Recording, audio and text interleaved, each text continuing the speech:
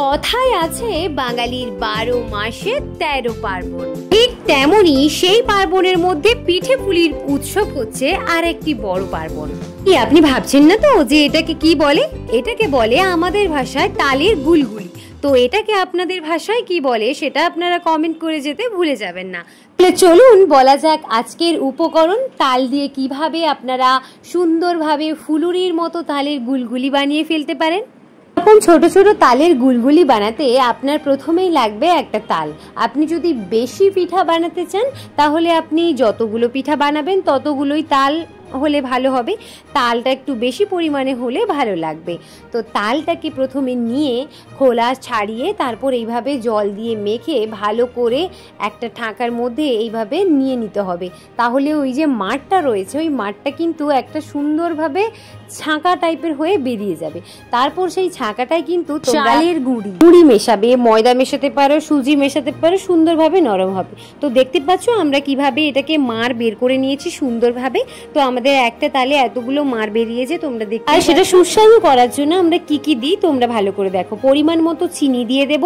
পরিমাণ মতো চিনি দিয়ে এটাকে কিন্তু ভালোভাবে মিক্সড করতে হবে। তারপরে পরিমাণ মতো নুন দিয়ে দিলাম এবং জিরাও দিয়ে দিলে ভালোভাবে ফেটে নিতে হবে যাতে সবকিছু ভালোভাবে মিক্সড হয়ে যায়। তার উপরেই কিন্তু চালের গুঁড়া, ময়দা সবকিছু ভালোভাবে মিক্সড করে মোটামুটি একটা হালকা পাতলার মতো ভালোভাবে যে মানে যেরকম চপ টাইপের হয়, যেমন তেলে দিলে একটা শক্ত টাইপের ভাব থাকে সেরকম জেনে থাকে। খুব পাতলা আর খুব শক্ত এরকম নয়, মোটামুটি একটা ভাবে দেখে তোমরা দেবে। সুজি দেবে, ময়দা দেবে আর চালের গুঁড়ো দেবে, তাহলে ভালো হবে।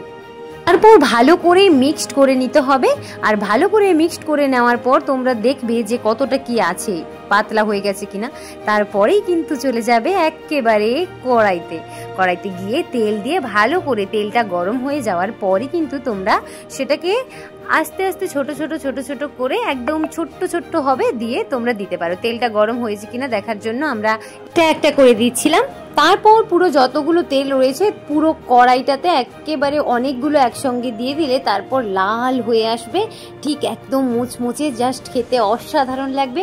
সেই মুচমুচে লাল হয়ে আসার পর তোমরা কিন্তু এই দেখতে পাচ্ছ একটা রডের ছাঁকনি টাইপের আছে, ওই ছাঁকনিটা দিয়ে সবগুলো তুলে নেবে। এখন তোমরা দেখতে থাকো যে কিভাবে হয়। সবগুলো এই যে গোল গোল করে দেওয়া হচ্ছে, দেখতেই পাচ্ছ পুরো একদম যতটা তেল আছে ততটা পরিমাণে দেওয়ার পর ওটাকে একটু উল্টে নিতে হবে। একটুক্ষণ যখন পেছনটা হয়ে আসবে তখন ওটাকে উল্টে নিতে হবে। উল্টে নেওয়ার পর কিন্তু তোমরা যদি গ্যাসে করো হবে, উনুনে করলেও হবে। গ্যাসে করলে একটু বেশি রেস্ট দিয়ে দিতে হবে, তাহলে তাড়াতাড়ি হয়ে যাবে আর সুন্দরও হবে।